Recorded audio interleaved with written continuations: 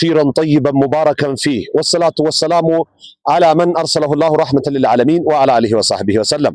ودنا يتكبراتشو يزي بروغرام تقداميوش إذا كتاتلاتشو ያላችሁት 50 ትክክለኛ ሐዲሶች ስለ ረመዳን የሚለውን ፕሮግራም ሲሆን አሁን ደግሞ በዛሬው ቀን የምንመለከተው 12ኛውን ሲሆን ከአብዱላህ ኢብኑ ዑመር የተዘገበ ሐዲስ ነው።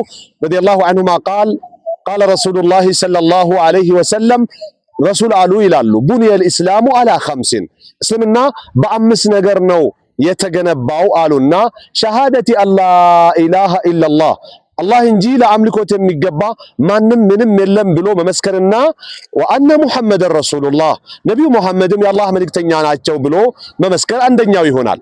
ወኢቃመ ሰላህ የአምስት ጊዜ ሰላትን ማቋቋምና ወኢታኢ ዘካ ዘካን መስጠት እንደዚሁም ደግሞ ወሐጅል በይቲ ወሰውም ረመዳን የሐጅ ስርዓተ ጸሎትን መፈጸምና የረመዳንን ወር መጾም በሚል እነዚህን አምስት ነገሮች ላይ እስላም እንደተገነባ ኢማሙል ቡኻሪና ሙስሊም በዘገቡት ዘገባ ይገልጻሉ። ስለዚህ የእስላም መሰረት እንደመሆናቸው እስላም የተገነባው ከነሱ እንደመሆናቸው እነዚህ ነገሮች ላይ ልንበረታ ይገባል ነው።